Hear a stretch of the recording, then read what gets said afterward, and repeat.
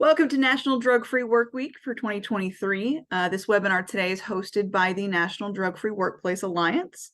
The program today is entitled Modern Drug Storage Solutions. My name is Heather Horning, and I am the program coordinator for NDWA. The National Drug-Free Workplace Alliance is a constituent of Drug Free America Foundation, which is a drug prevention and policy organization committed to developing strategies and educational programs that prevent drug use and promote sustained recovery. So there's a little spiel there on NDWA, the National Drug-Free Workplace Alliance, as well as Drug Free America. As it is Drug-Free Work Week, we've been sharing a number of resources out there this week, and we will host another webinar on Friday about second chance agreements, recovery-friendly workplaces. So please, we'd love for you to join us there as well. The information can be found here and also on our website, ndwa.org. We do have a few housekeeping items to share. Please write any questions you have in the Q&A box.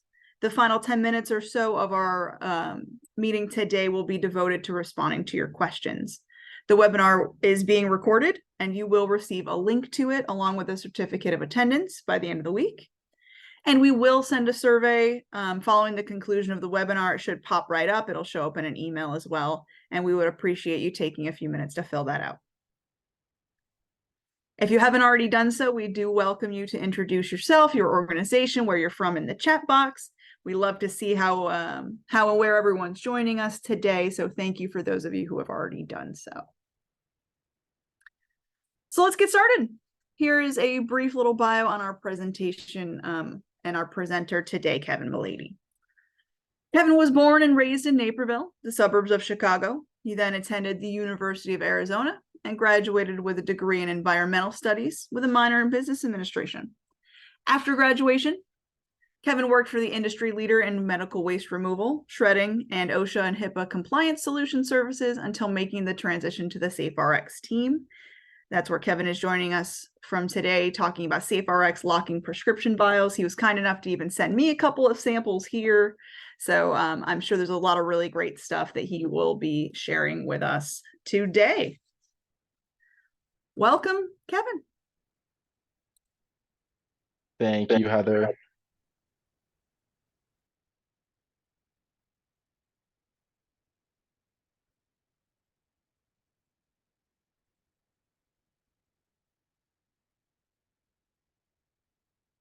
One second, trying to get my screen shared.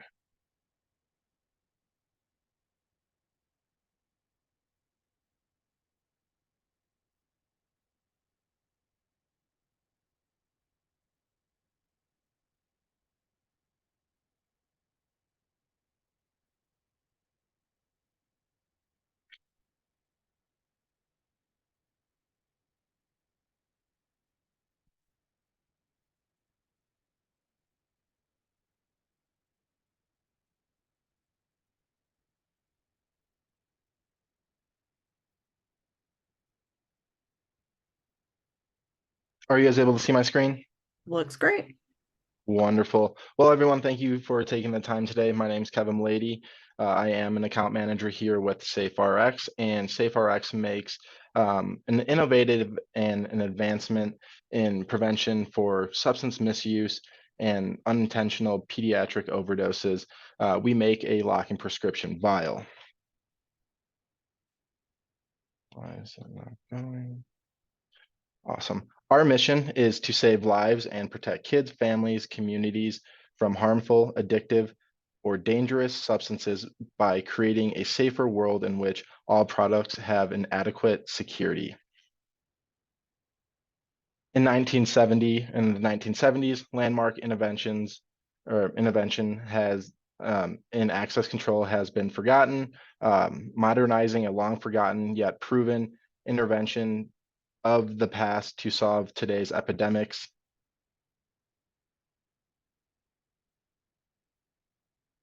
Sorry. In the 1970s, pediatric overdose epidemic led to access control intervention.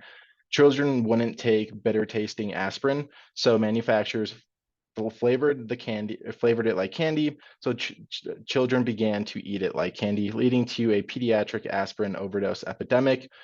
In response to this, manufacturers of these products and child-resistant caps were developed and rapidly adopted worldwide. This intervention proved access control, generating a 45% reduction in U.S. child mortality from drug and supplement poisonings. However, child-resistant caps have not been updated since, fueling the opioid crisis. 4 out of 5 pharmacists fill prescriptions that are opioids. 6.3 million people misuse prescriptions in a single year, and almost 50,000 people die every year from opioid overdoses.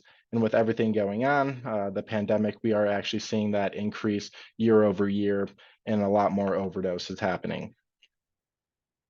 Locking prescription vials. Locking prescription vials can keep 7 million teens from initiating abuse and save tens of billions in healthcare and economic cost over the next decade. So our locking prescription vials are a bottle, a very standard prescription vial. The difference is our caps have 4 rings on the top, which create a customized code that you are able to lock your medication. These caps and vials are 100% teen and child resistant.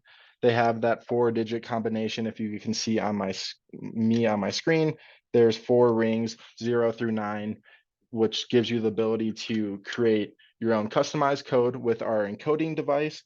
We have one for both sizes. We have a 18 dram vial as well as a 60 dram vial. If you do not want to buy the encoding kit and create your own customized code, we do have pre-encoded retail cartons that are very similar to locker locks, bike locks that already have that 4-digit combination already set. So once you open up the retail carton, there will be a little pamphlet explaining how everything is used. It explains how you unlock it, lock it, and everything. There are warranties on the back. And then as soon as you open that next flap, you will see the cap has already a preset combination on the top. It is a sticker, so you would be able to remove it. This one is set to 9094, specifically to this cap and vial. Some of our collaborative strategies in community prevention. In the community space, we have a lot of youth education groups, community prevention coalitions. This has actually expanded more than just opioids and pharmaceuticals, with marijuana now being more legal and getting passed in more states. We are seeing a lot of coalitions using these vials for safe storage for marijuana. However, the opioid use and pharmaceutical sector is the primary focus. It also prevents the addiction and suicide that coalitions are looking for. It is a great alternative to lock boxes and locking bags. We have a lot of local and state health departments that are using them and handing them out. Harm reduction sites, transition housing, and homeless. We have a lot of coalitions that hand them out to the homeless that allow them to use it for more than just medication storage. We have a lot of homeless people that use it for bus passes, really anything that they would need to keep locked up. It's ultimately, at the end of the day, a portable safe. We also have a lot of universities that dispense C2 medications directly into our smaller vials. So the smaller vial is an 18 dram. The typical size you would get from the pharmacy is about 16 to 18 grams. So I would recommend the smaller size for the healthcare sector versus the community prevention part.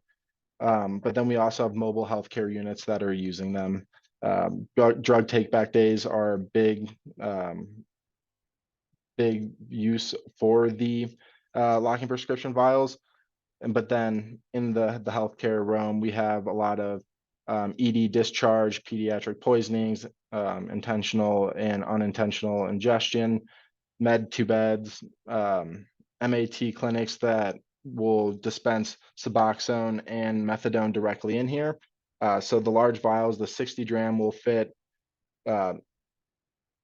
60 Suboxone strips, and 2 daily dose methadone vials. We also have a lot of pharmacies across the whole entire country dispensing C2 medications, stimulants, any other pharmaceuticals that people would like them to be dispensed in at those pharmacies. Behavioral health, they will hand them out, and then also criminal justice, jail-based MAT programs, and then veterinarian clinics will also be using them as well. The locking prescription vials give peace of mind by securing your medications in your home and communities. We see a lot of times with the grandparents, parents, when they're off at work or their grandparents are watching their grandkids while their parents are at school or at work, and it's summertime. All it takes is for the child or whoever it is to go into your medicine cabinet, take one pill here, one pill there without you even knowing, and that's when everything starts to snowball. So the locking prescription vials do prevent pilfering. The nice part about these 60-gram vials is you take whatever your medication was dispensed in from the pharmacy, and you would be able to take that vial, put it directly inside, and then you would then be able to just put the cap on, turn the top, and now you have a lockbox locking device for your medication.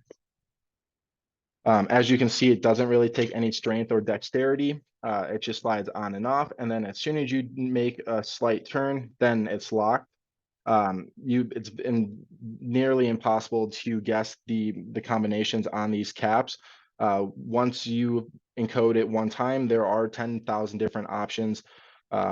We do not recommend encoding it a second time, since as you can see on the inside of the caps, this cap is 9094. On the inside, you can see there is a channel system. There's no tabs right there, which creates that channel locking system for these 4 engagement pins. As soon as I turn those, so now it is a different combination, you'll see that there are those 4 pins that will not allow the cap to come off with those 4 engagement pins on the vial. We have a lot of schools, high schools that have community events that will bring people in. When kids in high school get surgery, say they're in sports and they have an ACL surgery, they don't finish all their medication. A lot of the times their parents will just leave those pharmaceuticals in their cabinet, and then the kids will go ahead and sell them on campus. But also when it comes to secondary university as well as colleges, a lot of times the freshmen are going into a dorm. They don't know who their new roommate is going to be. Say they have an antidepressant or some type of ADHD medication. They're off at class. All it takes is their roommate to go ahead, pop open with the standard hold push down tab, open it, grab one pill, and now put it back like nothing had happened. So no one's going to know that one of their pills are missing. So by having the locking prescription vial, you'll be able to put it in there, have that secure, or know that your medication is going to be secured. Also, the opaque color of the bottle discreetly stores medication at work or around friends and visitors. So as you can see, you cannot read anything on the label that is inside, which is very nice. So if anyone is on HIV or has any other medication that they just do not want anyone to know, you are going to have that privacy. And it's nice because you can just take this and put this in your work bag, your purse, your backpack, whatever it may be, and not have to carry around a lockbox and keep everything private. We have a lot of caregivers that use our product for a lot of like senior homes, assisted living, as well as independent living. Even with independent living, we still have people that come and administer their pharmaceuticals, make sure that they are getting their adequate medication as well as shots. So when they're not in their room, people will always have access into their medication. So having these locking prescription vials, make sure that those are secure. When it also comes to travel, safeguarding your medication on the plane, hotel, or while you're even in your just traveling in general. Sometimes the safes at those hotels are not always the most secure. So having a secondary way of locking up your medication to know that everything is going to be secured is always a great option. I know it was kind of fast. I will go back and kind of do a little bit more deep dive into how the encoders work, as well as the vials itself. So this is our encoding stand. We have the ability to encode both the 60 and the 18 dram vials. I'm going to go ahead and show you the encoding for the small one to begin. So how it works is there's going to be a triangle piece or triangle plastic at the top of the vial. As you can see, I'm going to encode this cap to 1, 2, 3, 4. And on the inside of the cap, you can see that there are still those 4 little tabs. I will line up the front of the cap with the triangle piece on the encoder. Is you can see it comes out a little bit. Behind this plastic piece right here, there is going to be a metal blade, which is going to shear off those 4 tabs. You will put the cap on and it's going to align perfectly with some grooves on the encoder. So it will just slide right down. You usually would do this on a flat surface, but I'm just going to do it on my hand. We recommend pushing it down a few times to make sure that those tabs all have been removed. And now that you can see after using that encoder, everything has been removed, which is now going to create that channel locking system for these 4 engagement pins. So it's just going to slide on and off, doesn't take any strength or dexterity, which is nice. And then as soon as I turn it, now it is locked. The small size is great if you are receiving the same medication every single month. We don't always recommend taking the medication that you receive from the pharmacy and transferring it into the smaller ones. If you are getting multiple different medications each month or every other month, primarily the reason is we don't want to see any cross-contamination and harmful means of just mixing the pharmaceuticals by powders or whatever was inside of the previous medication. So that's why we do recommend the 60 dram, because you can just take your vial and put it directly in there. In regards to the vial itself, these 4 engagement pins, they are going to be tamper evident. So say I have my cap here. I have this in my cabinet. I have some grandkids over. I'm watching them for the summer. I have it locked up. Every single time someone starts pulling on the cap, trying to yank it off, you're going to start seeing wear and tear over time on these 4 engagement pins that someone's trying to get into there. So unlike the regular standard typical push tab where you just push down, you'll never know if someone's going in there until your medication's all gone. So these are great because you are going to see wear and tear if someone is trying to get into your medication. So for the large caps, very similar to the small, the encoders can be the exact same, just a little bit smaller.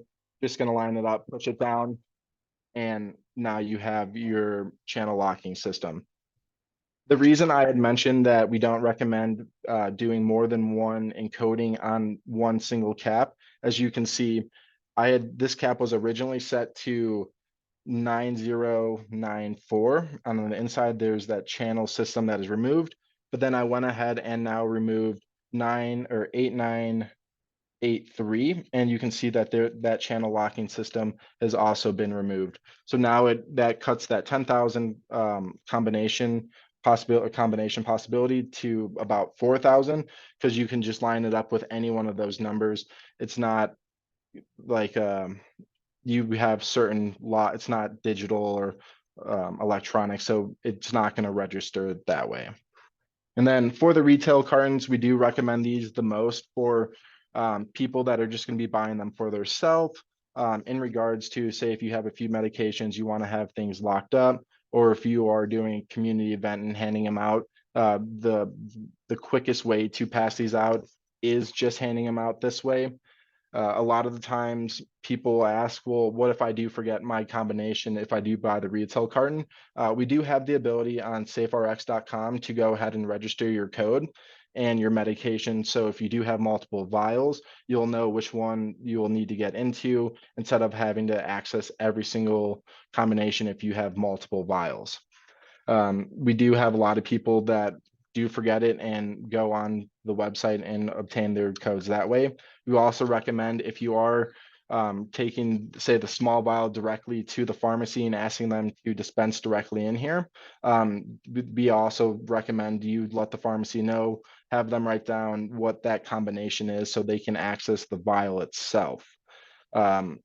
Also, a lot of people will ask, if I do use the large and I just put my medication inside, what if I'm driving or I'm traveling and I get pulled over and they need to see what kind of medication is in there? You could ask the pharmacy to print out you a secondary label, and you could wrap it on the outside if the privacy is not something you're too worried about.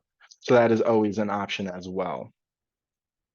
But with that being said, does anyone have any questions that I can answer?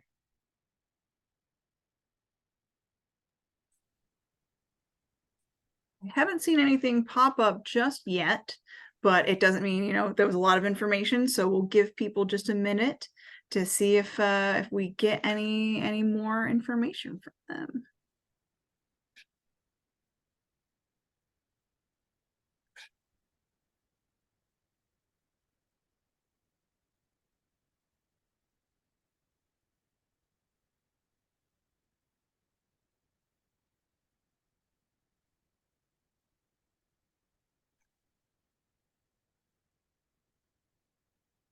I don't see anything coming through right now, but we will, of course, share your information as well as our own information, just in case anyone does come up with any other questions. Wonderful. And if anyone does have questions or wants more information about pricing or how to obtain these, please feel free to reach out to me directly. The best possible pricing will be through SaferX directly instead of going through Amazon. The prices are a little bit higher. So if anyone is interested, please reach out to me directly. Awesome. All right, I'm going to steal the screen back from you here as we begin to wrap things up. We do appreciate, thank you so much, Kevin, for providing your expertise on these locking prescription vials and ways that we can keep not just our workplaces safe, because of course we want to make sure that any drugs that we do need to take are being kept safely secured, but our lives in general and the people we care about. So we really do appreciate that information. Just a last call for any questions. All right. This concludes our webinar today. I do want to thank everyone for joining us. If you do need any information on how to set up your own drug-free workplace program or trainings for your employees, please feel free to contact myself at NIDWA if you have any more questions on any of these prescription vials that you'd like to use. We will also, of course, provide Kevin's information as well. As a reminder, a survey will appear at the conclusion of this webinar. We would appreciate it if you would take a few minutes just to fill that out. And we will provide you with the links to the recordings and certificates of attendance by the end of the week. Here's our social media information for Drug Free America, again, of which National Drug Free Workplace Alliance is a constituent. So if you have any questions, you want to reach out to us, please follow us on any of these platforms. Thank you very much for joining us. This concludes the webinar today. Thank you again, Kevin, and everyone have a wonderful rest of your day.